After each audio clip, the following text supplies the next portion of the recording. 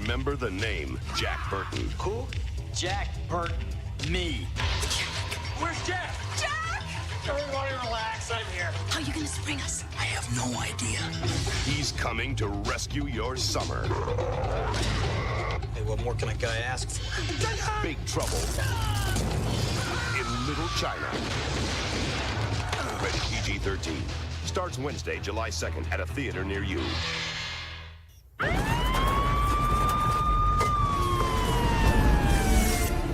The blackest eyes, the devil's eyes. You will suffer an eternity for this.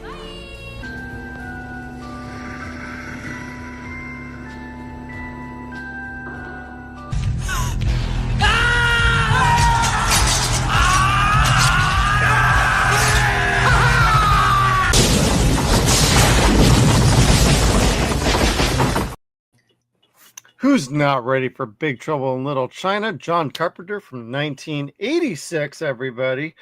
I got Kevin as with me as always, and welcome to 0 Point Reviews, everybody, where we talk about the good, the bad, and then we judge these movies, and maybe we'll judge each other, in particular, maybe about this movie, and make sure you hit the like button on the way in here. We would greatly appreciate it. Subscribe, share, hit the comments down below, or hey, even hit the chats. We got super chats, we got regular chats. This is interactive, baby. So we're going totally John Carpenter style, Jack Burton style. I'm going to start with Steve and Izzy. Everything I learned from movies. Hey, everybody. Both of you. I don't know if the beer popped there, but There we go. I'm cracking a soda, but what are you guys drinking tonight? oh, well, from Roosters Brewing here in Ogden, Utah, we have their Niner Bock 9% alcohol by volume. Oh, what's up? Oh, yeah. One of our favorites out here. It is absolutely spectacular. And speaking of spectacular, spoiler alerts, everybody, this is my favorite movie of all time. I'm not That's right, even baby. joking. That's fair. I have loved this movie since I was like 6.5. Because Since I was probably like 9. So spoiler alert, when we get to judgment level, I think Izzy and I are probably going to be on the same grading scale. It was okay. I'm going But, to try to trick Kevin to give this a bad review. so I can we'll hunt him down see. and skin him alive and have him No. sent civil. You He's would trying to have be to be the contrarian. first. It's like, no, everybody's 10 plus. Get out of here. Good I night, could do everybody. I could give this movie an objective review, but you'd have to pay me. You'd have to pay me, and I'd have to like self-soothe afterwards or something, like hate myself, like purification. Kevin, the check's pain. in the mail, bro. I'm so sorry, Jack. Your dialogue's really good, I swear. Welcome back, Idaho Mike, our moderator. Now he's in the hell of the extraordinaire. upside down sinners. Just don't shoot anything over your head while you're drinking coffee. You might knock yourself out. Oh, guys, this movie is perfection. Well, and that's how we like to start off our 0 Point reviews when we have guests or when it's just me and Kevin. We're going to talk about first memories of this. Izzy, it seems like you're the biggest fan of this movie. What's your first memory of this? And then Steve, you after that. I genuinely don't remember the first time I watched this movie, but this was one of the movies that we owned. As we talked about a little bit before the podcast started, my parents are winners, and so we only had growing up a Betamax, and then it was big deal. We upgraded to a Laserdisc, and for a very long time, we had 3 movies on Laserdisc: Treasure of the Sierra Madre, Oh, All right. nice. Good movie. the first Star Wars, Of course. Never seen it. Is it good? better than Star Wars, Yeah. and Big Trouble in Little China. And I watched this movie on repeat forever and ever, and I can tell you the exact moment we have to get up and flip the disc. So it is one of those double flippers. This is where Oh, the yeah. whole flipping Oh, started guys, with like every Laserdisc, so. single Laserdisc is a double flipper, and some of them are 2 or 3 DVDs. Yeah, say they're like 45 Or, minutes Laser aside or Discs. something like Yeah, that. just usually. about. Yeah, maybe an hour. Yeah, I don't know. As for my first time, so growing up, my mom's favorite movie of all time to this day is another John Carpenter movie called Starman. I'm not even joking. Yeah. And apparently John Carpenter did that movie so that he could then do this movie. Oh my God. That is like old school, man. Right. But I think the first time I saw it was probably, gosh, I guess it had been about 7 or 8 years old when it was popping up on TV for the first time. Because, you know, it's PG-13. And I'm pretty sure my dad really liked this movie, but I don't know if he caught on until the 90s about it or whatever. Yeah, just caught it on TV like I did all the time. And because this is one you could play on TV. You don't really need to do any editing. Or Yeah. anything. Yeah. There's Not a just whole couple of lot. swears There's here and there. Small edits. Yeah. Yeah. I mean, there's some ridiculous monsters you might need to cut the 3 seconds of screen time out. What will come back? But and then since hanging out with this lady, this is something we watch a couple times a year, and I've learned to love it. It's not my favorite movie, but it's probably, I'd say, top 10 though. I really like it. I'm sorry, Steve. It's not Congo. Nothing can be 1995's Congo. You're not going to top it. We need to go to divorce counseling right now or something. No, this is so this is actually like how Steve and I even started dating. So you're gonna get some you're gonna get a little podcast history here. Yeah. We started dating because we both realized that we had a weird love of what people considered bad and obscure like entertainment. Okay. You and called he him Shitty Peter and he fell in love. No, actually it was I made a The Critic joke. That's right. And Steve, we were at a bar and he literally stopped, took a step back, and said, "How in the fuck do you know what The Critic is?" And I was like, funny. I say dumb shit all the time. How do you know what The Critic is? Oh my God. That's great. And then we both proceeded to make Duckman jokes at each other for most of the night.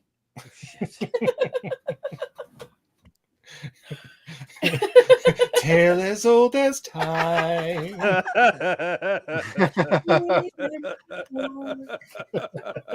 What? That's perfect. But we both came by it honestly. Like Steve said, his mom's favorite movie of all time is Starman. My lovely mother's favorite movie of all time is A Boy and His Dog, starring an 18-year-old Don Johnson and a psychic telepathic dog named Blood. Yep. And hijinks ensue when they look for food and poon. Yep, food and poon. Poon. That is the entire basis of the movie. They're looking for food and poon. My mom liked Cheech and Chong's Up in Smoke. Yeah. Everyone knows how to party. That was her jam when I was a kid. She fucking loved that movie. Cracked your her mom- the fuck up. Did your mom also do Whippets standing in the fridge door on Thanksgiving? Or is that just my family? It must just be. Oh, I thought you were talking about me. Like, did we talk about this last time you were here? No. Now you've passed the baton, and now you do it. Obviously, you have to set the standard for the future generation. I'm watching you, Ma. Well, I mean, in all fairness, we did have a shtick for a couple weeks where whenever I'd have to do an obituary on Deadwire Live, I'd do it while huffing laughing gas. So, no, we promptly ended that gag. Why? It's expensive. All right, financial. Send in super chats if you want that again. We're gonna need a few more Patreon donors before we can start that up. That's right. This episode's brought to you by Blue Chew. Yeah, hey, we'll take them as a sponsor Kevin knows too. all about Blue Chew and other things. Sorry, am I stepping all over you guys' ads? Sorry. No, Nope. we'll take it. Any sponsor is a good sponsor, especially ones that'll give you free boners and shit. No kidding. Do they give you free boners, or do you have to pay for the boners? Well, if you pay for the boners, but with Kevin, it's Pay for usually boners, free the of shit's for charge. free. All right, Yeah, so right. the real question is there a program like Jenny Craig where like Jenny Craig you pay per pound you lose? Like, do you pay per boner? It's per half inch, it seems like with Kevin. So we got to go by the millimeter. I'm sorry, sir. You've extended your inchage for the month. Yeah, you pay per displace liquid. Now You've exceeded your maximum ride limit here. Now We're you're putting roaming. this tubescent monitor on you for your own protection.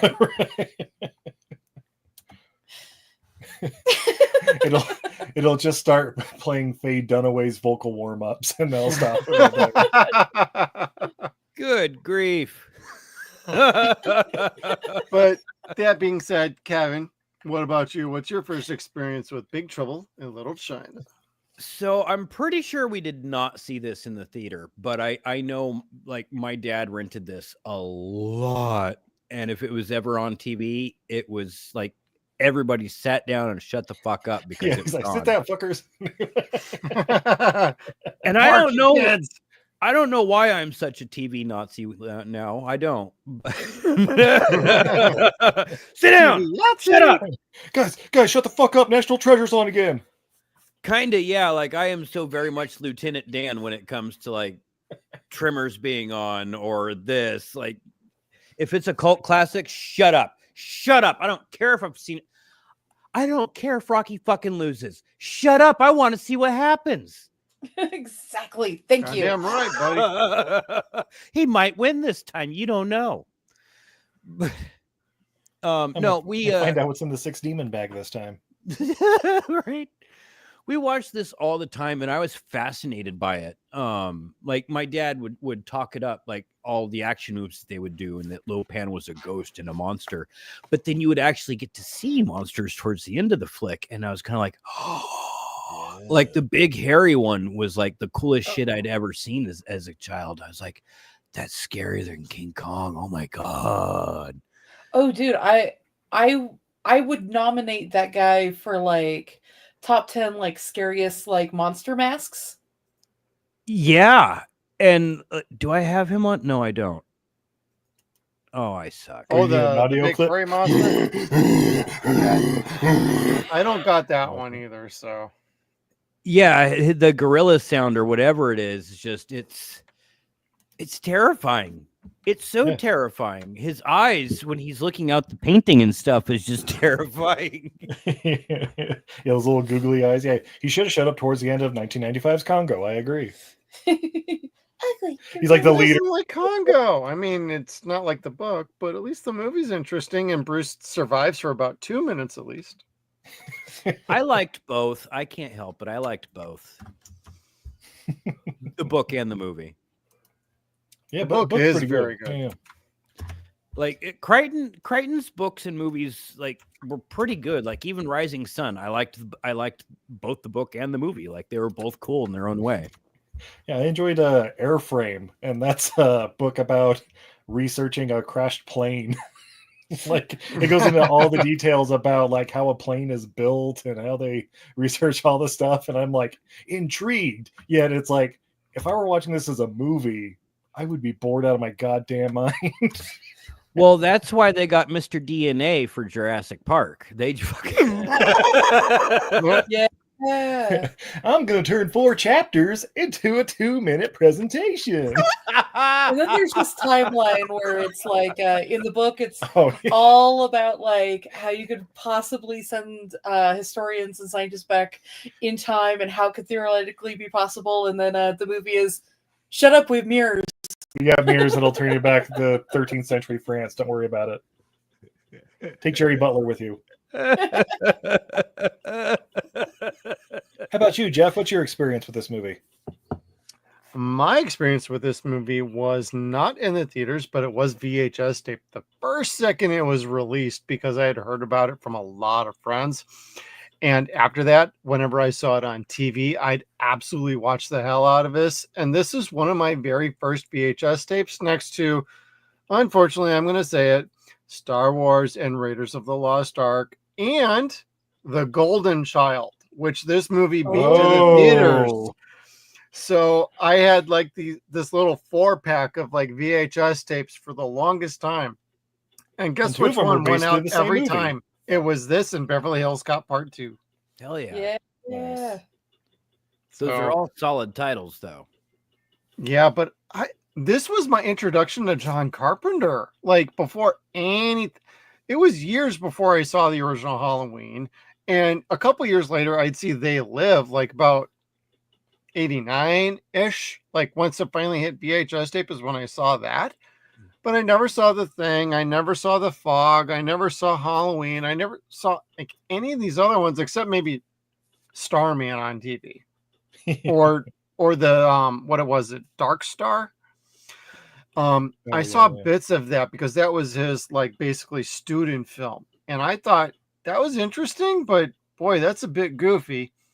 Yeah. But this was my introduction, and I love this movie. And this accompanied with like They Live just won me over. I'm like, I like the comedy, I like the action, I like the sci-fi fantasy. Everything just worked for me, and Kurt Russell was like a total win for me. So that's my first experience, and I absolutely loved it. Man, you must have loved Memoirs of the Invisible Man. Is that with Chevy Chase? Because yeah, yeah. It's the John Carpenter one. Yeah, I don't know. Yeah, Chevy Chase, Daryl Hannah. It's not great. Well, that was on TV a lot because I lived in like kind of Elkhorn, like Geneva area of Wisconsin, and they'd play that movie all the time. That and like Nothing But Trouble. Yeah, and Spies Like Us. Yeah. It was always like a triple feature. Yeah, and for like years, that was like my experience with like movies was like every Saturday before and after wrestling, because WWE superstars would be out about noon or 1 o'clock after cartoons. Then it'd be a nice little window of 2 to 4 hours of, am I going to watch Andy Griffith or am I going to watch some funny movies over here? I'm going to watch some fun movies over here. Nice. Sorry, Aunt B. Yeah, not sorry, Aunt B. All right.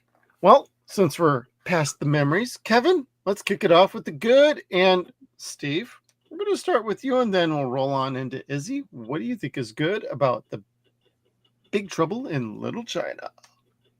So, I know my wife's going to go off on some great stuff, so I'm going to stick to what I really like about this movie that always seems to like kind of catch me by surprise, but also doesn't get talked about. The martial arts fighting and stuff like that, and just the crazy scenes, like the funeral procession in the alley that's interrupted, and that crazy shit. The big final battle with the neon skull thing during the wedding. The like all the big martial arts fights. Like you got Carter Shaw, you got all the characters from Mortal Kombat coming in. You got it is the who's who of martial arts cinema as background characters. Yeah, and you got Wang, the real hero of the movie, but you got Jack Burton as the comedic sidekick to Jack Burton. Keep it Caucasian, I guess. I don't know, but yeah, it's like an incredible martial arts movie just in the middle of this thing. And I assume my wife's going to talk about the world building, so I'll defer to her. Oh yeah, no. So like you said, like Jack Burton's kind of the side character. I love that. That's like the gag of this movie is that our all-American corn-fed hero, like entirely needs every sidekick, and like that sort of. Like Dennis Dunn does an absolutely amazing job as Wang. He is wildly talented, but it's almost like the further you get from the main characters, the better the fighting gets. And I love that.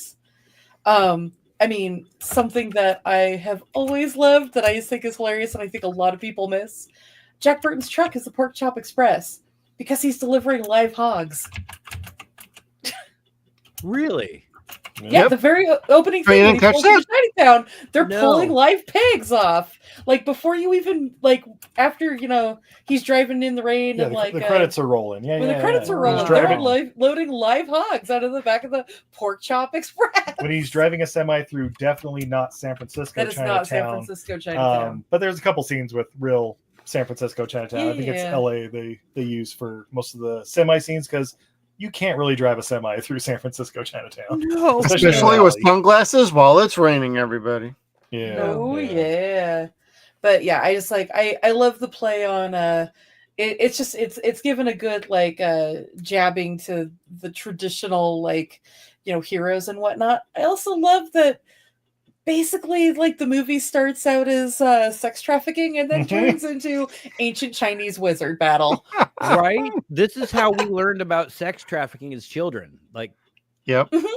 Oh, you weren't Yeah. raised in it? I mean, what? Yeah, totally. Yeah, this is my first experience with it. What are you Kevin talking found his about? way home from the glory hole, everybody. Look, granted, guys, Steve grew up in Utah. The stealing of young wives to join cults is sort of in the culture. Yeah. Oh, one of the many wives. Gotcha. Uh-huh. Oh, brother. But Yeah. I love like the casting of this. Like everybody's like pretty much pitch perfect for me. Oh, totally. Like Kim Cattrall is absolutely stunning. At first she's a little annoying, but she kind of works her way in and she does not fall prey to the damsel in distress, because at the end of the movie she's not even won by anybody, because Jack doesn't get the girl. He doesn't, well, he does kiss her, but he doesn't win with her. Oh, no. Aren't you So even going I to give think her a that's kiss? a very good point about this movie, is like, you might We think gotta he's come the to hero this of the show, but no, Dennis is, and he's the secondary character who totally is like, you know what, I'm cool, I'm bad, I kissed her about 4 hours ago, I'm on my way out. On to the next movie. Also, I think saying stunning and a little annoying is Kim Cattrall's entire career. I'll give you that too. Yeah. I will not have you But besmirch again- Police Academy like that. I was Again, gonna say Police perfect- Academy's okay Perfect casting. For Sex in the City. Yes, I agree. though. you can't say anything bad about Police Academy with Skeeter listening. He will fuck you up for real. He takes that shit personally. Or You if want you the have Blue Stargate Oyster in a Cult? bad way, Or that the could be not Blue good Oyster either. Club? Dancing, Dancing, sir. Mostly dancing. Fuck. I love that. Anyway, How about you, Kevin? What's your good? my good. Shit, the bad guy is the good for me. I love the bad guys in this movie. I know I talked about the monsters, but the bad guys, I mean, they're all monsters, minus like the street gangs and stuff. Lopan is a ghost that pretends to be a man. He's turned into a demon, and the only way that he could take form is in this old feeble man body for now, until he breaks this curse. And then his apprentices, his disciples, the three storms, they're terrifying, and they're like killing machines, and they're amazing to watch. And they're iconic characters. Like they gave birth to Lord Raiden in Mortal Yes, they Kombat. did. Not, this movie gave so much to Mortal Kombat. Yeah, you're Lopan, like, Shang Tsung. Yeah. yeah. And you go with it and you love it so much. And Burton's not a great hero. He's a great something, but it's not a hero. He's the comedic sidekick, basically. Yeah, like he has the heart of a hero. Circumstances are just always bigger than he is. And that's okay. He's still in there like he's gonna own it. But he doesn't. He doesn't.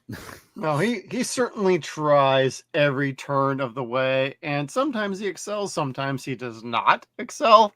I love it when he like shoots the arch above his head when they're all ready to get going to the big epic fight, knocks his own ass out, and the next time he comes up, he gets knocked down and accidentally kills a dude with his boot and gets pinned down for like the next 5 minutes. But he does ultimately Knife. get his achievement when he takes out Lopan with the knife throwing incident. Yeah, so this is not like Indiana Jones, who didn't need to be there at all. He actually does do something finally at the end. Yes. Which I appreciate. And like all the characters have a good character arc. Like, especially like Lopan, all the storms have a good arc. Your heroes are only as good as their villains. And between Kurt and Dennis, and then dealing with basically Lopan and the three storms, it's like, this is like a great, I'm going to use the metaphor. It's a bottle of lightning. Like, you cannot replicate this. And I'm going to bring it up. The Rock has always wanted to do a remake of this movie. It's never happened. John Carpenter once said, I'd love to do a sequel, but nobody wants to invest in it. Yeah. This is one of those movies. Leave it alone. This is lightning in a bottle. It does not need to be recaptured, but he always wanted to do a sequel. It just never happened. Hear me out. Yes. Do the original script, which was an old Western set in the old West Chinatown or whatever. You can have The Rock be fucking Thunder. The or 1906. Oh, yeah. Right, that's right. Before the earthquake. That's right. The big finale is the earthquake. San Francisco. Earthquake. And that was the only way I would accept a remake of this movie. And guys, we still have James Hong. We do still have James Hong. That's we do. Kurt Russell's still around too, but yeah, maybe he's good. And honestly, I've seen pictures of Dennis Dunn now. I'm pretty sure he could be Egg Shen. I mean, look, Asian don't crack until it just crumbles all over the floor. So, that's what my Japanese coworkers used to say too. Yeah, say. My friend Yui, like once a week, would just be like, "Oh, we are the most beautiful. We are so young," and then one day we wake up and we become the oldest person in the world. And I've just never forgotten that. Yeah, it'd be interesting to like see this as like a Western, like a guy coming in on a stagecoach, dropping off some pigs or whatever. And I'm looking at Dennis Dunn now, 72 years old. If you told me he was 46, I'd be like, yeah, probably. Well, really? So a couple of pictures, he's got the gray hair, but yeah, just a little Just for Men in there. I mean, yeah. Cool. Anyway. Oh yeah. I don't know. That it might be interesting. That's like the only way I'd really like a reboot. But yeah, it's probably not going to happen. It's like Back to the Future. It doesn't need to happen. It's like, did the Thing did the Thing reboot do anything for the Thing, or does it just not exist? I don't know. I've never seen it. Does the Fog reboot does it do anything for the original, or does it just not exist? Does the Point Break remake exist? No, it doesn't. Guys, the Fog remake might be one of the worst. Yeah. Like the largest gap terrible. Between a really good movie and a really terrible movie. It had great special effects, and they're like, "Hey, we have this premise for a movie that really worked back in the 70s and 80s. Should we do it again? No, let's fuck it up, but we'll call it the same thing. Let's do it, and then also let's make the star of Smallville our star." Yeah. And it didn't work, and I like Tom Welling, I do. But it didn't work compared to the original. The only thing it had going for it was the special effects. So you guys don't think Tom Welling would be a good Jack Burton in the reboot? No. Although I would say there is a loose tie-in between Big Trouble in Little China with Tremors. I would say that Victor Wong's character of Big Trouble in Little China is in Witness Relocation. And that's how he goes to Tremors in Perfection, Nevada, and starts his own. That's where he wanders off at the end. I don't like the idea that Egg Shen just gets. I don't like the idea that Egg Shen, the mighty sorcerer, just gets swallowed by a sandworm.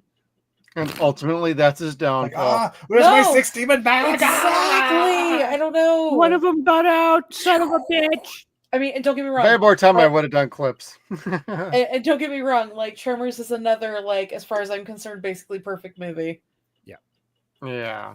There's a short bag of them. This, Tremors, Princess Bride, fucking RoboCop, Back to the Future. Back to the Future, Raiders 80s movies, everybody. Who would have thought that they would have had their shit like together, and these days we can't.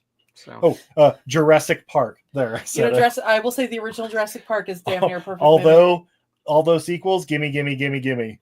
Oh, that's like Fast and Furious sequels, though. They have nothing to do with the original, as far as I'm concerned. That is just that is just gummy bears. Fill me up.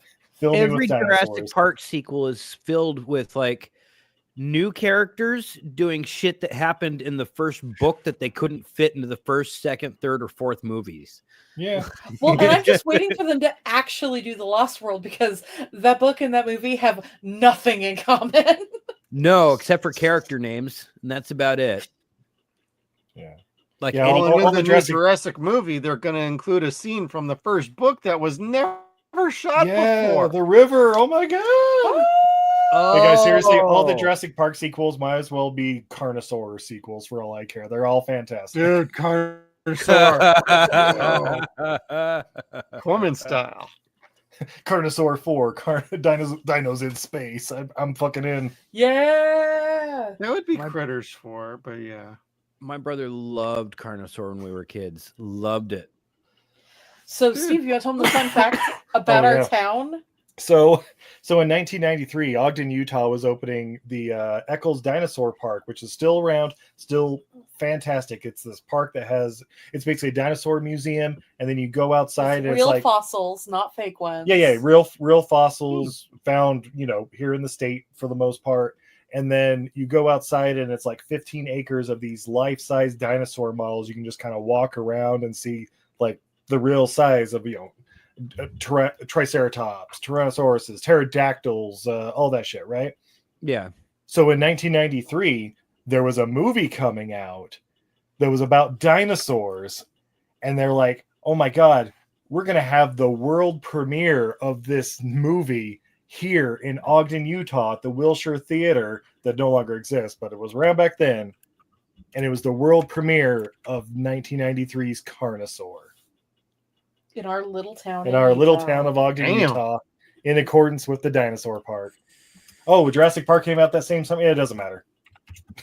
Carnosaur's and where it's at. Meanwhile, like, 6-year-old Steve was just like, yes, give me. 12-year-old Steve was not allowed to see Carnosaur. Aww. but I definitely watched it a couple years later on video. Or 6 months later, whatever.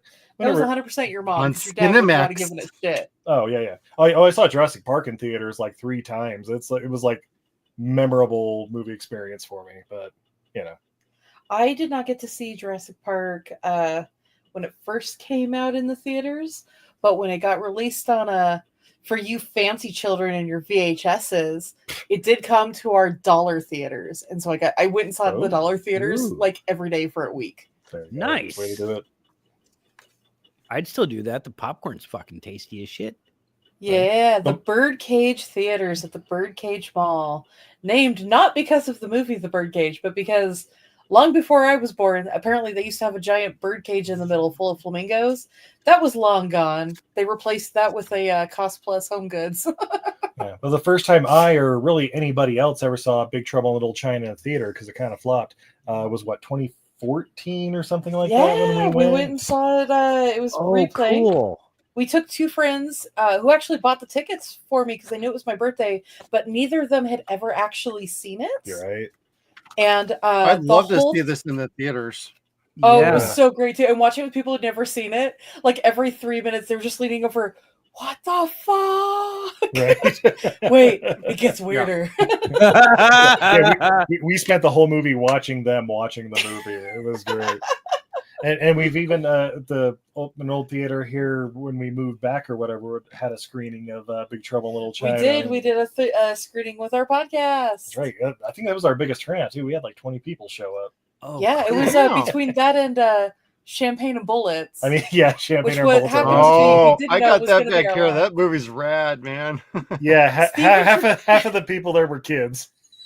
Because all of Steve's nieces and nephews showed up. Yeah, I'm like, oh no, of all the movies, you brought them to. By the way, shout out to that one guy with the glasses who showed up for every one of our theater showings and never spoke to us. Yeah. Shout out if you're listening. We'd love to know who you are. He showed up for the free screening and then was like, hey, interact with the audience. He immediately ducked the fuck out. He would walk out as soon as we were like, hey, does anybody have any questions? Walk right out. But he came to every single free screening. It was awesome. Like, shout out to that dude. No, that's right. He talked to you once to win a pin. He answered that's right. Yeah, with the trivia questions at the beginning. That's right. Yeah. R.I.P. Broovies. That's demolished now. You're right. Raise it. The managers failed so hard they leveled the building. Cool. Sorry, I've always wanted to fuck one of my old workplaces so bad like that. Like, I want to get this place demolished. Screw this place. I changed my career so I could eventually demolish this building. Playing, please continue. Oh, hello? Oh. Did we glitch out or something? Me? Was it me? No, you were saying something, but I don't know. I always think, Steve and Izzy, please continue on. I'm going to show magic and show monsters if we could get you going, because the other good part of this, of Big Trouble in Little China for me, was like the fantastical element, doing the magic like at the beginning. Like I like how the fall is constructed, but I like how they introduced the magic almost right away. Like they're using the guy from freaking X-Files. I cannot remember his name. He was also in the TV show Brimstone. Jerry Harden. Thank you. But like character actor, you know him. Yeah. Oh yeah. In fact, we've watched like 3 westerns in the last month where he was like the mayor. Yeah. Yep. It was a little typecast, but I liked it when he went a little more governmental-ish. But like, you got to give me something to like magic. I don't believe in magic. And then Wong's just like, oh, Chinese black magic. Yep. And it's like, do you believe now? It's like, okay, we'll leave Jack Burton alone now. Then we never get back to him ever again. But like, I like that construct on how the movie basically starts with the ending and then just gets right to the movie afterwards. Yeah, because otherwise it's just sex trafficking for the next 30 minutes or so. Exactly. To start off the movie, going it's like, on with this movie? Also starts off with mahjong and delivering live hawks to a market. Then it turns into sex trafficking. Yeah. For the longest time, I thought it was Domino's, and I'm like, no. But by the way, I had a friend who had a 1986 Honda CRX, and if you wanted to fit more than 2 people in it, somebody had to pull a Mao Yin and sit under the hatchback. And nobody ever knew what I meant when I would say that. That's actually a really good shot during that parking lot scene with the them diving out of the way of that car. You and just feel like you're there with her. Yeah, seeing the lights going over. Yeah. Well, my dad had a Z28, and that's kind of like riding in a Z28 too, like because it's a 2-seater, and like, oh, we're gonna go see Grandma. Get in the trunk. Fuck. Pretty much. Don't spill your juice box. Yeah, right. And then my dad, I mean, it's a Z28. It's a fast fucking car. My dad's a cop. He thinks he's Batman. Steve's dad was a cop too. My dad was a cop too. Throw up before we even fucking got there. Like, ugh. Don't you dare puke in that car. Right. Yeah, right. It's classic. I say that too, but I drive a 96 Honda Accord and people just don't take me as seriously. My daughter, as soon as I drop my kids off at school today, my youngest is like, my stomach hurts. And I'm like, okay, I guess I'm keeping this one. And I was like, well, okay, hold on. We'll park. If you need to go to the bathroom, we'll see if they'll let us use the bathroom. And as soon as I put the car in drive, after the other 2 got out, she throws up all over the back of the car. I'm like, oh, was it because I said wait? Like, fuck. Like, and you're just like, mediocre. You failed. I will not ascend to Valhalla. I come home and I tell my wife after we're getting her cleaned up and stuff, I'm like, I feel bad. Like, kids can't hold their shit. They don't know how their body works yet. Like, no, by the time they've told you, it's already too late. Yeah. Like, oh man. Like, I should have just like parked off to the side and caused a traffic jam and let her puke. But then she's like wandering around every place because she's all delirious and shit because she's throwing up. And it's like, dude, people are staring at you. Just stop. Hide behind the car. Have some dignity and hide. Flinging that green pea soup all over the freeway. The power of Christ compels you. Here's the thing. How do you learn to hide your shame puke if you don't get shamed about the puking first? Like, this is a learning experience. You have to let them puke and have everybody go, ew, before they can truly learn to puke behind the car. I tried to parade her like at first. No. This is something she has to learn on her own. This is not something that you can teach. That's what I'm saying. Like, you can only lead them to the mountain. You can't make them climb. Exactly. It's like having a broken heart. You only learn how to get over a broken heart by having your heart broken. You only learn to hide your puke after a whole bunch of kids much older than you point and stare and go, ew, she's puking. Which is funny because she is not wrong. Shitting your pants is kind of the same way. Now, see, that's for boys. For girls, it's your period bleeding through your pants. But same outcome. This is what you get to look forward to, Kevin. Oh, Just God. bodily fluids everywhere. People pointing and laughing. I know. We just bought my oldest daughter a training bra last week, and I'm just kind of Nice. like, fuck me. Congratulations. Good starting. Yeah, and my wife's like, you know what's next, right? My heart attack, please. No, cleaning the shotgun. Cleaning the shotgun, cleaning the couch. So what's her handle on Instagram? I will say, don't say anything. Just buy it and place it in a spot she'll eventually find it.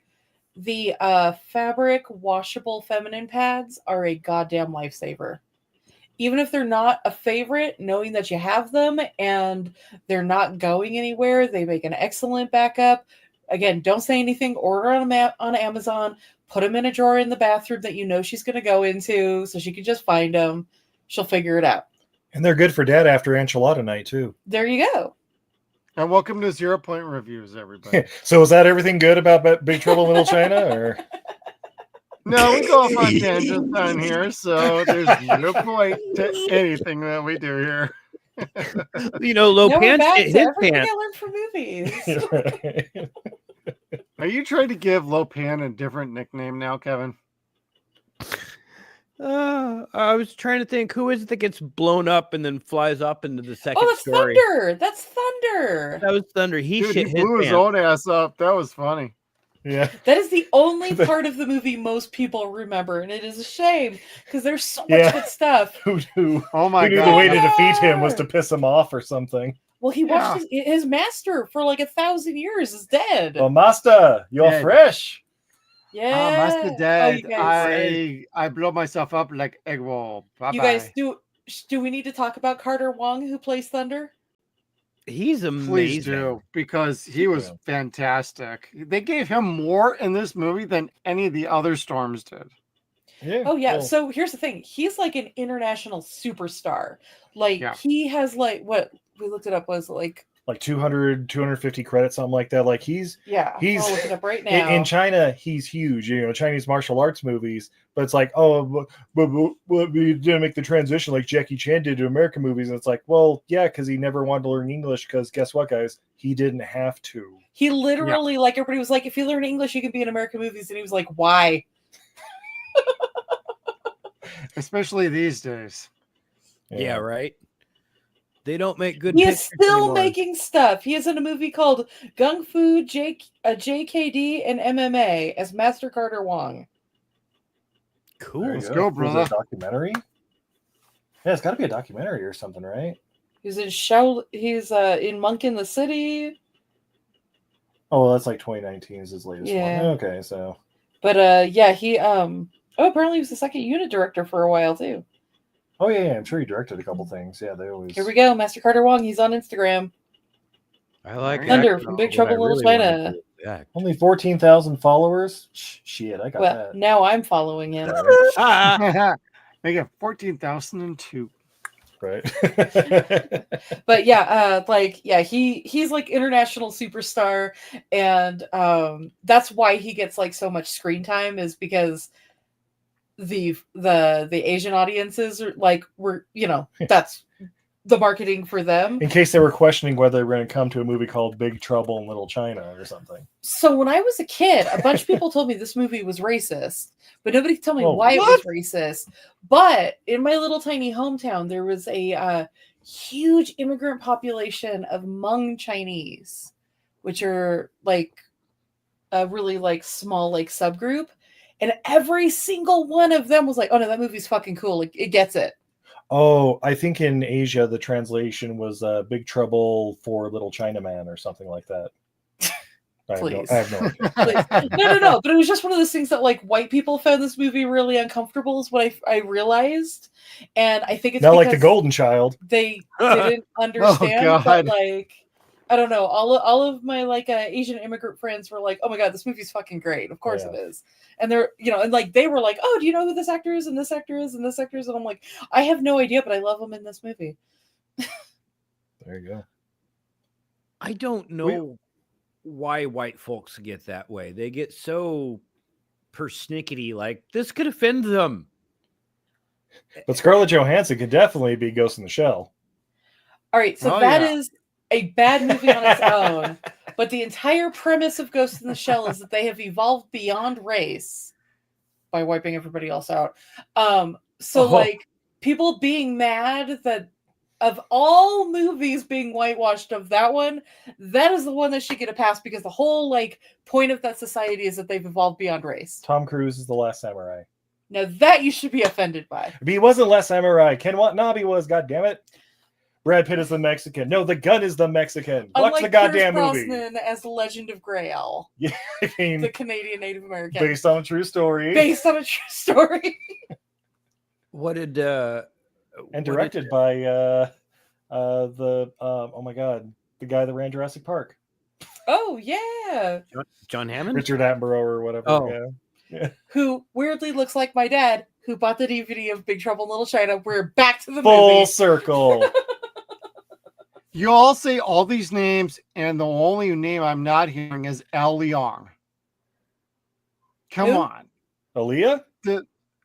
Al Leong? Oh, Al The Leong, yes. chocolate eating- The guy with the big old beard. Yeah. Oh, He's yeah. fucking great. He's fucking great, too. Yeah, he's in a million things. Yeah, Die Hard stealing chocolate bars, and he's in this one, and he's killing fools in front of the semi-truck. Like, come I think on. he's in Golden Child, too. He's the head of the... he's in he's like a busy man. He's a the lot head of of the Wing Kongs, the red turbans. Yeah. Yep. Which is not even turbans. Oh, Jack. The sashes? I don't know.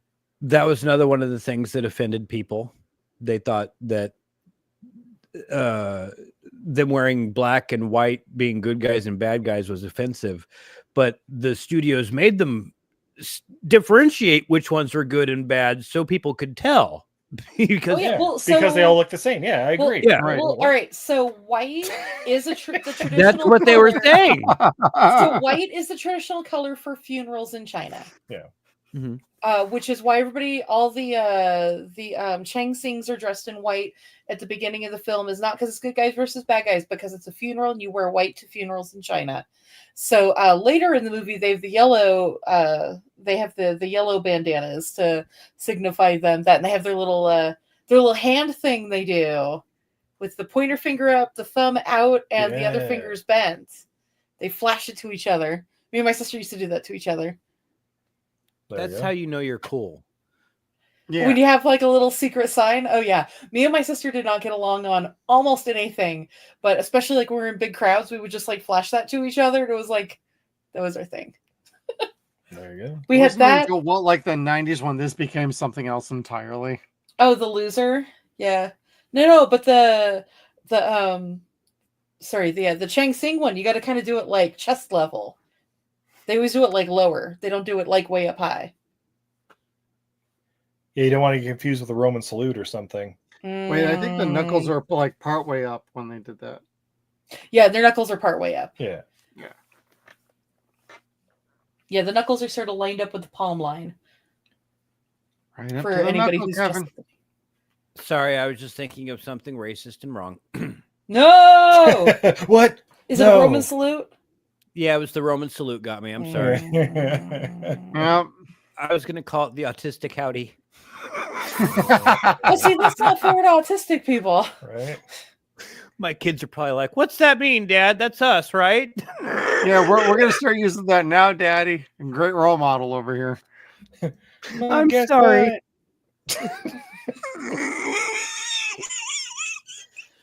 My God, I'm looking at Kevin's background and I'm like, I love this scene because it came right after taking shots of some magical potion. Yeah. It made them all feel kind like of super invincible. good.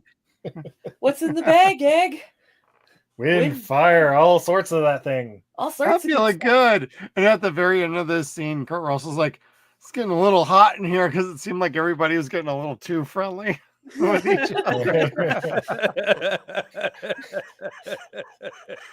Good old Jack Burton thought it was a little too hot in that elevator. It's like they were all taking Lot of- ecstasy. Getting hot in here is Lot of- just me. A lot of man meeting here, am I right? You guys want to button up your shirts or?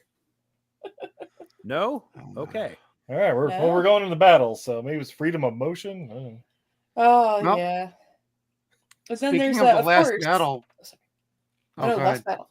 Oh, I was just gonna say, since we were talking about tangentially racist stuff, do we want to talk about Jack Burton's chop suey shirt? Hell yeah. I'm still trying to find one that doesn't cost like, well, that's actually in my size and doesn't cost like $45. Oh, you're gonna have to make one. TeePublic. Yeah, TeePublic, my friend. Yep. Thank Yep. you. Because I got like a poster on the other side of the room. It's like the white poster with the cool background. And then I got like, and it's basically like this. Yeah. This is my, Blu-ray, I got baby. like 3 Blu-rays. I have like no DVDs or VHSs or anything like that. But, you know, I kind of want that shirt, to be honest with you. I don't care if it's racist or not. I want it. Is it racist? I don't know. Are you going to give me Yeah, my egg roll? shoot, let me pull it back up. It's from a comic book. Let's see. Oh, it's from a well, comic? obviously. No, I don't know. Sorry. Like, I'm totally ignorant. I have no idea. No, I remember reading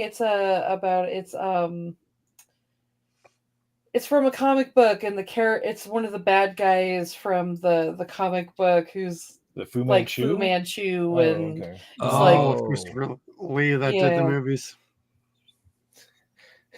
of course, everything. Well, here's the thing. There's been like 120 Fu Manchu movies made, but Christopher Lee was only in, 7 or 8 of them. So, And I think I Yeah, got all of but- them back here from Severin over here. So and I mean, I don't think there's one that's been made since Nicolas Cage in Werewolf Women of the SS. the trailer they did for Yeah. Grindhouse? I I know. love that Still- trailer. still- but still they waiting for never the make full- that movie. There's still time. Was Udo Fu Kier's Manchu still in that? around. Like, All right, here we go. Dr. Fu Manchu is a supervillain who is introduced in a series of novels by an English writer before World War I. The character has featured cinema, television, radio, comic strips, and comics over the last 100 years. He is a racist archetype of an evil, mad genius, mad scientist. Lends his name to the Fu Manchu mustache. Boris Karloff in 1932 played Fu Manchu. oh, yeah. Wow. That's Yeah. impressive.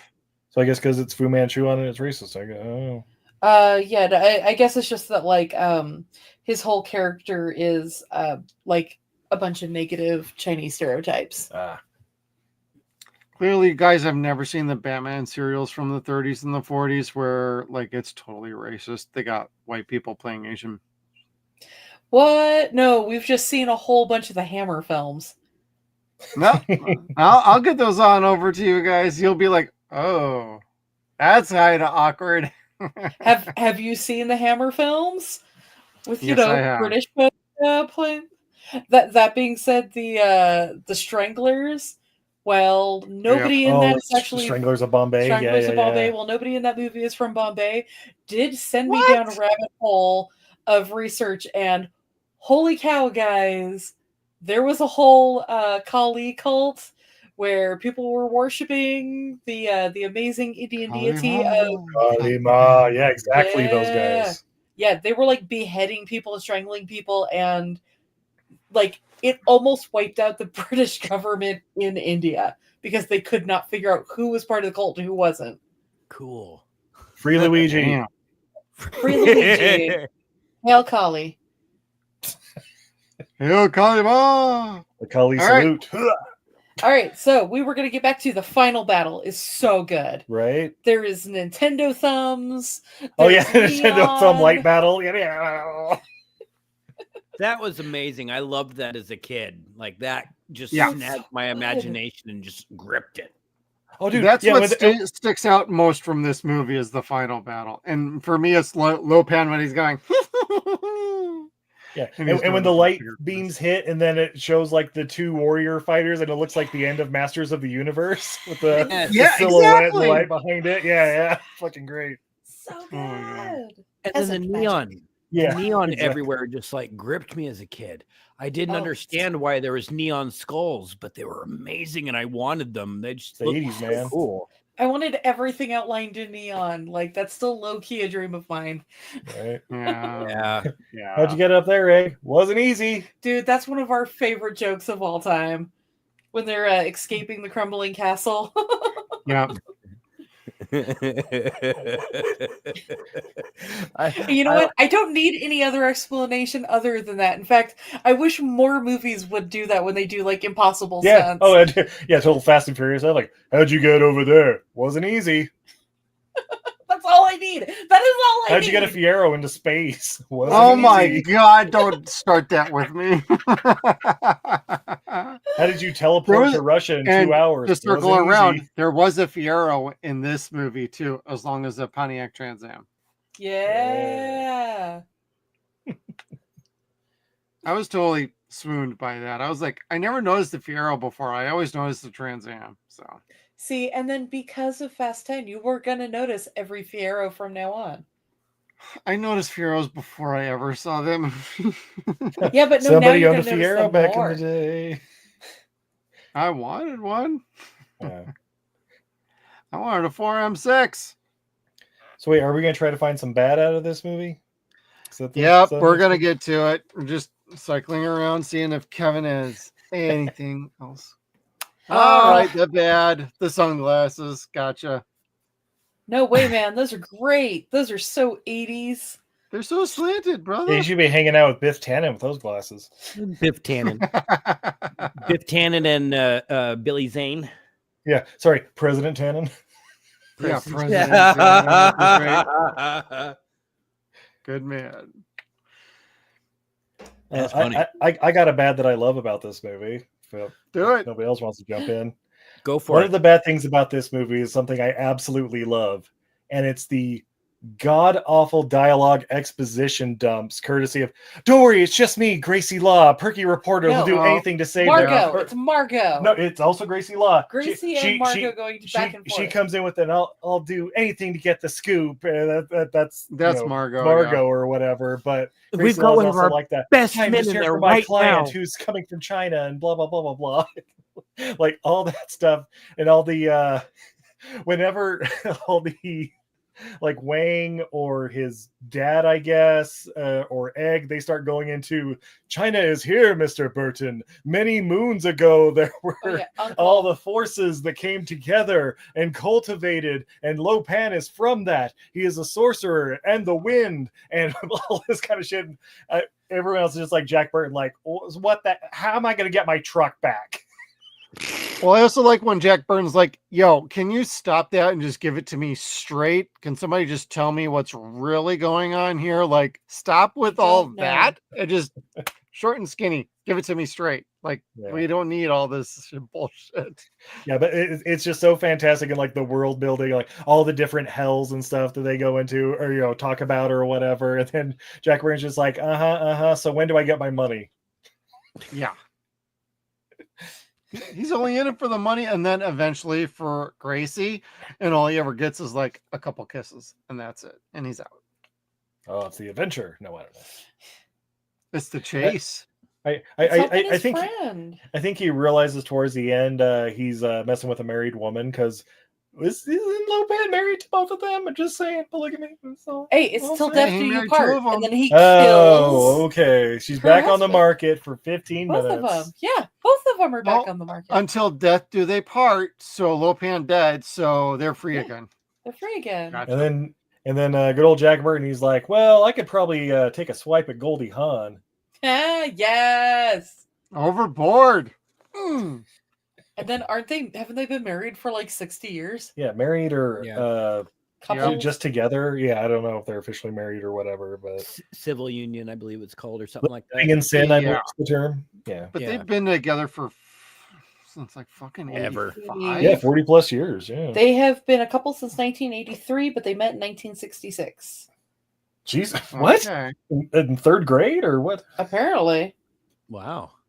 They were never married, but have blended families and have 4 children together. Oh. Well, Kurt was the child actor for Disney for a long time too. So yeah, I was thinking it was Goldie one too. I don't know. I think so. That's where I'm like not familiar or whatever. So I don't know. Maybe I don't know. I don't know anything about her career prior to Laughing, honestly. I well, only Laughing. remember like God, Oh, yeah, what was she was her a child army actress. movie? God damn it! In what though? Anything I've seen? I don't know. I just Googled in Was it 1966 Private she was Benjamin she 21. did? Yeah, that was like 1980 or something though. The Yeah. original Family Oh, there we go. Band? Kurt Russell was only 16. They started a handful of movies. Oh, Aww. good for them. Yeah. Well, they had great chemistry once they did Overboard. So Yeah. Which I is love a that movie great too. And the Christmas Chronicles. Oh, Dude, Aw. I like both of those, even though I know the second one's really not that great. yeah, I don't they're care. okay. Yeah. They're We're still never gonna get a delightful. third one, guys. Sorry. It's got the kid from Deadpool 2 in it, so I'm just kind of like, just mute it. Whatever he says, it's going to be annoying. Just fucking mute it. Yeah. By the way, is that guy in the background auditioning for the Matrix? The guy on the right in the picture there for the bad? They could be, Either that Inspiring the Matrix. like, or they're getting posing- ready for They Live. Yeah. So, is there anything else bad about Big Trouble in Little China besides the exposition dumps? So No, for you know what we me- forgot to mention though in the good? You guys, the most underrated character in all of Big Trouble in Little China, Eddie. Mrs. O'Toole. Oh, I was gonna go with Eddie. Eddie, also Eddie. Guys, Oh, I have Eddie, some yeah. theories about Eddie. So, you guys, Eddie, the maitre d' and so much more. You know, our charismatic sidekick to Wang, the sidekick. The He knows sidekick of the sidekick of the sidekick. exactly. He knows a lot about the inner workings of the Wing Kong, right? Mhm. Well, yeah, he's a maitre d'. Yeah. Yeah, so he's obviously ex Wing Kong, right? You would think. You would think. Or he's dating somebody that is. Well, no, Or because wants to date somebody who Are you is. saying he's the John Wick of the Wing Kong or something? Like he had to do the impossible to get out of it and No, live a he's the standard Kane, life? but without being blind of John. He got to keep his eyes. His testicles, on the other hand, Margot's going to somebody's be purse. in for a disappointment. Yeah. but he can sing. Eddie was all of the characters were honestly very good in this. My yeah. issue with some parts of this movie was some of the dialogue, but Carpenter didn't write this. He was No. directing from somebody else's script. If he had more time, he probably would have tried to tweak a few things here and there, because there are times where it's like, that sounds kind of lame. And I don't blame the actors for that, because they all seem pretty capable. What are you talking about? Are you talking about the apartment scene when they're Yes. getting ready to go into the White Tigers? Girl, you know exactly what the hell I'm talking about. Yeah. Yeah. Oh, dude, I have this movie like damn near memorized, of course. You and me both. It's like, damn, I don't have to explain nothing here. So so from that scene we go to the White Tigers and Margot pulls up in the pink Cadillac, and me and my sister would always start singing Pink Cadillac, and my dad told us if we sang it too Right. much at the same point in the movie, our voices would get ingrained in the DVD or in the Laserdisc to get us to shut up. That's Cool. funny. Yeah. So guys, can looking see up the that. writer W.D. Richter, he has a pretty It's a interesting. 9.5 on the Richter scale. Yeah, Yeah. 6.9, baby.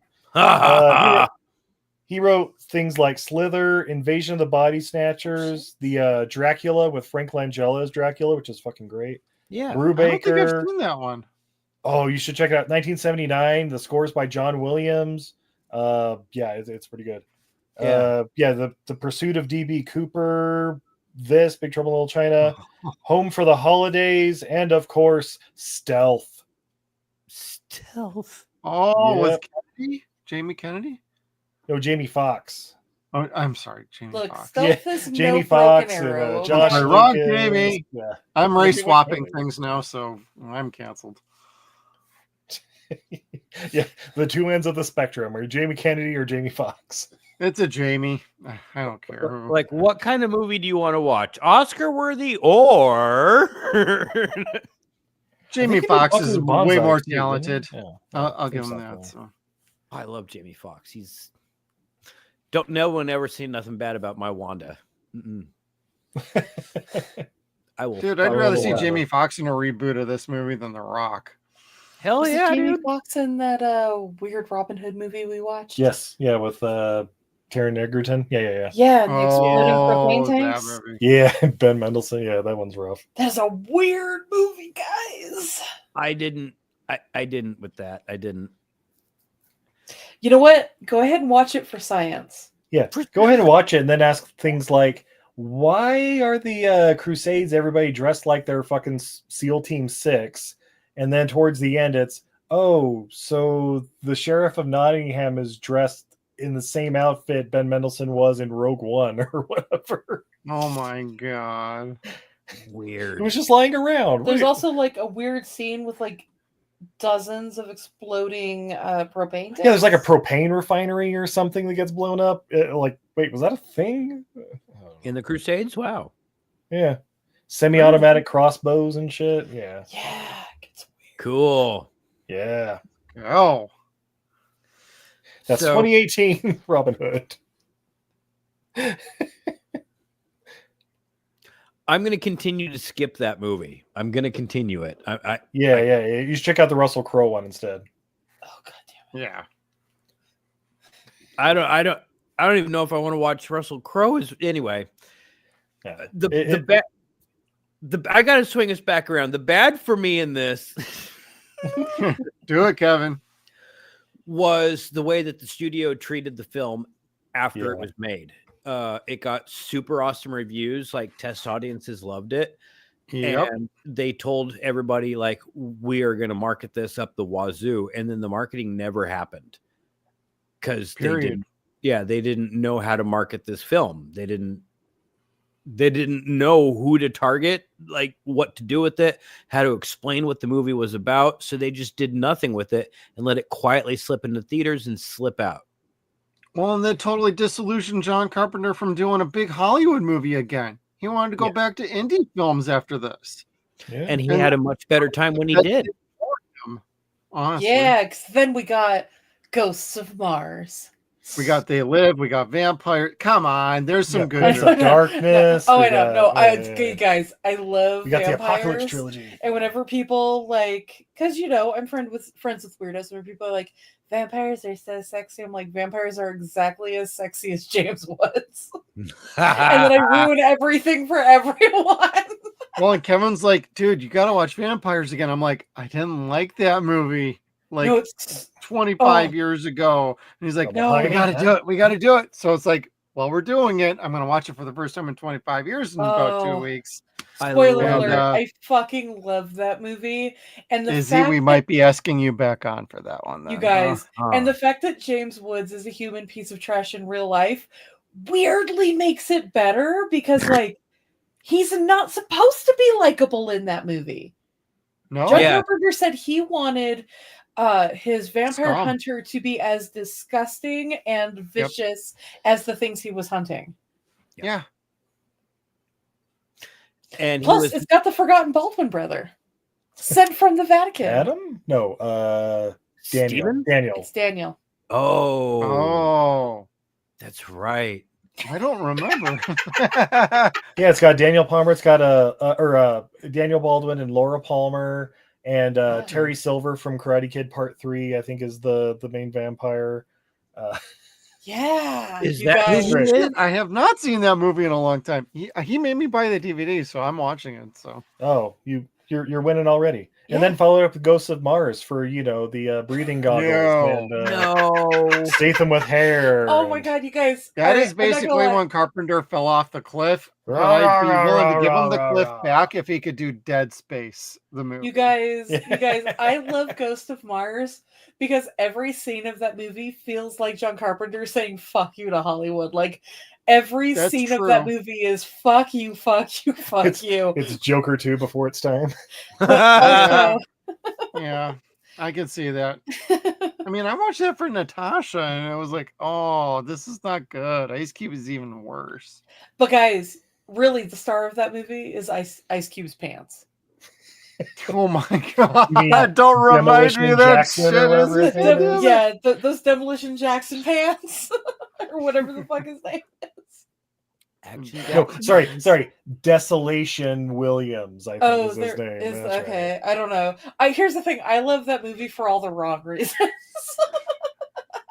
Marvelous. It's a good one that we're not doing. I will be on for Ghost of Mars again. I'm a John Carpenter apologist. Damn it. Apologist. right. All right, now let's talk You're about going to the be ward. apologizing for a while then. He can do no wrong. He just wants to be left alone to smoke weed and play video games, guys. Come on, let the man live his life. Okay, I'll give you that. Sounds like Kevin. I was gonna say, we see you, John. We see you.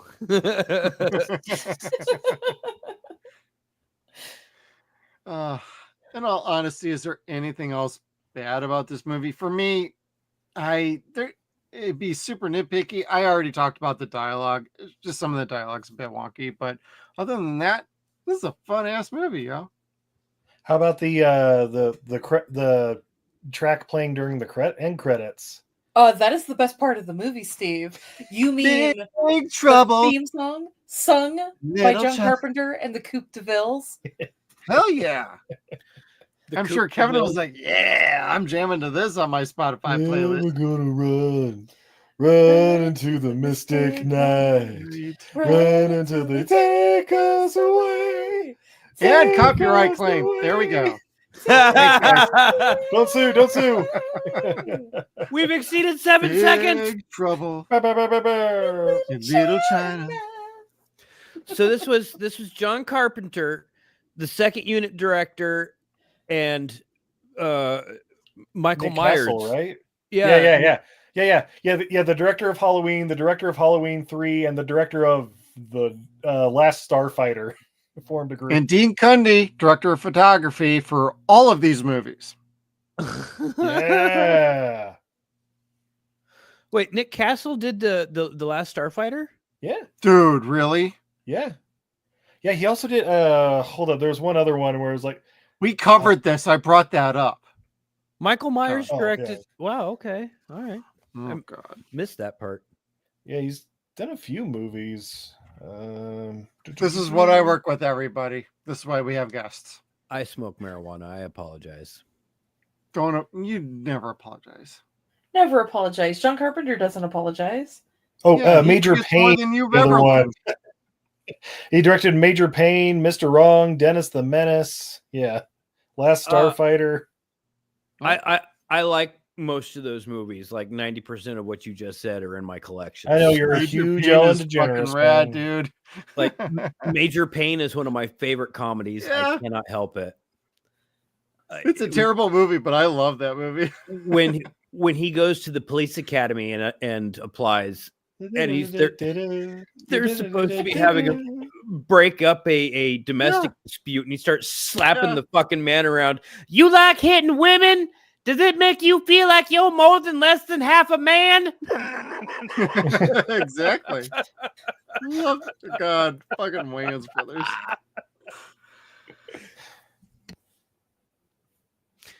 But anyway, Well, since that's about it for the bad, everybody, let's hit the judgment. We're going to do some scores and send everybody on home tonight. All right, Steve, Izzy. CSPN.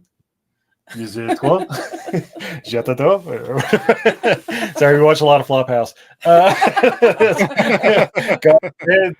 Who can give the final judgment? Cassettis. I don't know. Like I said, probably top 10 favorite movies of all time. 10 plus out of 10. Yeah, can't wait for the reboot to screw everything up. How about you, babe? Reboot doesn't exist. This is the movie I would pick if I was trapped on a desert island with a player and I could only pick one movie. Not Castaway, so you can get off the island? No, he doesn't get off the island, Steve. So screw Wilson. You want Big a Trouble in Jacob's Little Ladder China scenario. with a He TV died and a and he DVD thought he player. Babe, I'm going to spoil the last 45 minutes of Castaway for you. babe. He does get off the No, island. babe, it's a Jacob's Ladder scenario. He died and he thinks he got off, but he never actually got off. And he still had the sad ending involving Helen Hunt? Yeah, Man, that's that's how he depressed, gets man. off. That's how he gets off to Wilson. Anyway. that was the Lovecraft ending. Yeah. But yeah, this is one of my favorite movies of all time. This movie can do no wrong. That's awesome. What would you give it a score? Would you give this like a perfect 10 then, or would you give it Oh, pretty yeah. close to it? Yeah. Okay. For me, this is a perfect 10. 12 out This of is 10. this is the movie I need all other movies to like live up to. There you go. Yeah, do better, Hollywood. Yeah. Yeah. And I will say, like, Jesus. Tremors is right up in there. Jurassic Park is right up in there. Congo. I have a sick love of Ocean's 11. Miami Connection. Dude, Miami Yeah, I got that Connection. back here too. I haven't seen it yet though. You ever see Miami Connection? I got it Oh though from my Vinegar God. Syndrome. It's You back. got the 4K, right? Yep. Yeah, he said he got the Vinegar Syndrome one, Yeah, babe. perfect. Oh, be prepared. Like, Do I need to make that next for cleanse me? your soul. Okay. You are in for a treat. Nice. How about you guys? Final judgments. Yeah, Kevin, you. So golly, I'm gonna go perfect 10. This is one of those flicks that started my love for monster movies. Most certainly started my love for Kurt Russell. Like, he's been a hero of mine since then, which is funny because I hate John Wayne, and that's who he's impersonating in this movie. There are Western elements to this, clearly from the Oh, this is original. 100% Yeah. a Western. So, Yeah. Yes, Yeah. yeah, very much so. He's just again riding a truck instead of a horse. But this movie is perfect. Yeah. You're gonna have a good time. You're not gonna ever get tired of watching this movie. You're gonna quote this movie word for word verbatim, and you're gonna do it with a smile. You're never gonna get tired of this flick. Like, oh, I've seen this so many times. They're gonna look. No, this is a flick that every time it's on, you're gonna sit down and you're gonna tell everyone else that it's on. Whether that be a warning or an invitation is up to them. But you are gonna fucking watch this flick and enjoy it. Yes, Ghostbusters is up there as well. Oh, Yes. yeah. Sorry, I Yeah, just saw this is someone one comment of that those below, so. movies. Yeah, it's a total classic for me. It was my introduction to Kurt Russell, and I just gotta say, like, there is such a sense of fun to this movie. When it first gets started, it can feel like, what the hell am I watching? But all you got to do is just get to that first Kurt Russell scene when he's riding in on the truck, he's eating a sandwich, and he's yapping on the CB radio. You might be like, what the hell is the CB radio? Just relax. That's about the only time you'll ever see that. Oh, no. But- It comes back at the very end as well. Right. But it ties into basically the bookend of the movie. And I feel like it fits very well. And what I really appreciate the most about it is this is such a fun, adventurous movie with some fantasy, some science fiction. It's got a little bit of everything in it. And usually these kind of movies are a fucking mess. Let's be real. This is one of those movies that's not a mess. The script could have been one thing, and while this was rushed to beat out The Golden Child into the theaters, I would argue damn, Carpenter was good, because even with a rushed movie, he put out a way fucking better movie than Golden Child ever was. And I like that one. Yeah. Like, Yeah, I totally. can quote that fucking movie. I want the knife. Like, I can do that too. And Charles Dance was in that. So you Game of Thrones fans, if you're looking for a young Charles Dance being a crazy demon guy, go watch Golden Child. But Big Trouble Little China, the score is great. The pacing is awesome. It's an hour and 40 minutes. I watched this movie, I am not kidding, 3 times in the last 24 hours. Nice. Yes, that is the way to do it. Binge it. It's like, Yeah. I cannot watch this movie for a while, but the second I fire it up, it's like there is one of like 5 things I could put on. It could be in the background and I could recite it word for word. This is one of those absolute movies. This is a 10 out of 10.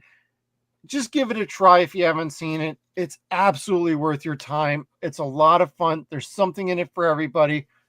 The hero doesn't necessarily get the girl, but he does get to kiss the girl. And for keen-eyed people who like 80s movies with the little nudity in it, there is a scene in here, but if you blink, you miss it. Just saying. Yeah. Is it at the White Tigers? No, it's Kim Cattrall coming out of the water. Oh, you see yeah. a little nip. I sent Kevin a little picture in a little private chat, and I'm like, I never noticed that before. There is also when everyone is fleeing the White Tigers when the three storms go to pick up Bao Yin, one of the gals is not wearing a top. Ooh. Hey. I'm going to have to watch that for a fourth time. Times in 24 hours. Yeah. Back to the drawing board. Or, yeah, I guess I'll call it that. I'll have to find another towel in another 38 seconds. But, Steve and Izzy, thank you for joining us on 0 Point Reviews. You want to let everybody know where they can find you and what you got coming up next?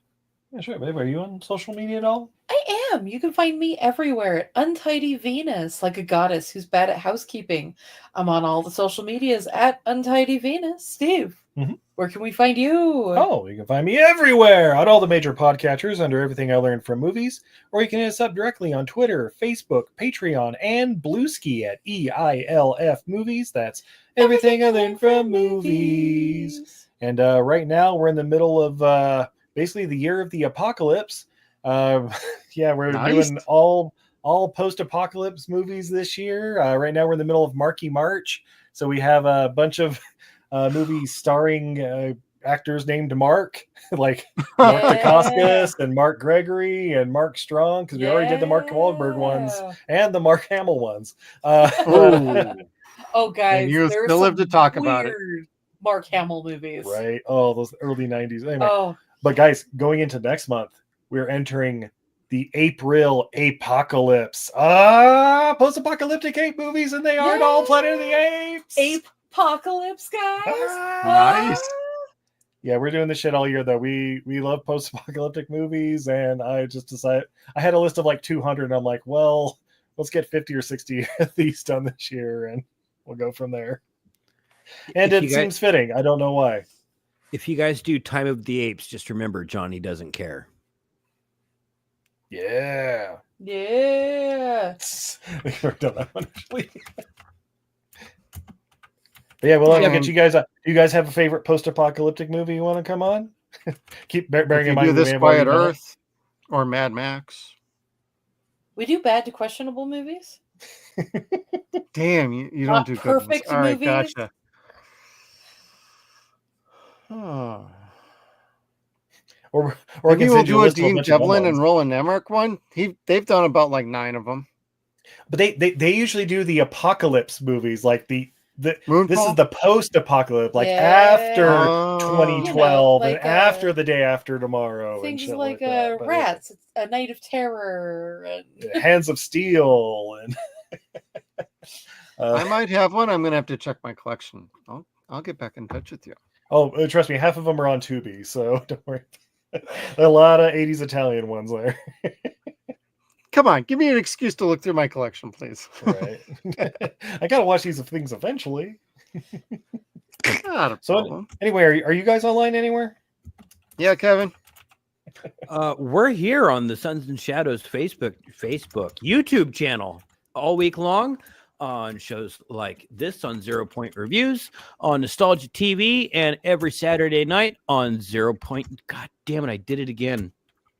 Totally derailed myself on Deadwire Live every Saturday night at 9 p.m. Yep, and make sure you tune in for Thursdays. We do Stargate SG-1 files every Thursday at 8:15 Pacific time. Other than that, you can find me at Suns and Shadows. I manage our main account here, but also check out KCS Kevin Smith for Mr. Kevin. Also, head on over to Steve and Izzy at Everything I Learned from Movies. Yeah. They're fantastic over there. We love having them on, and we want to say thank you to everybody for tuning in. And make sure you hit the like button on the way out. Hit that subscribe button down below. And we will see you all on the next one. Bye, everybody. Bye, everybody.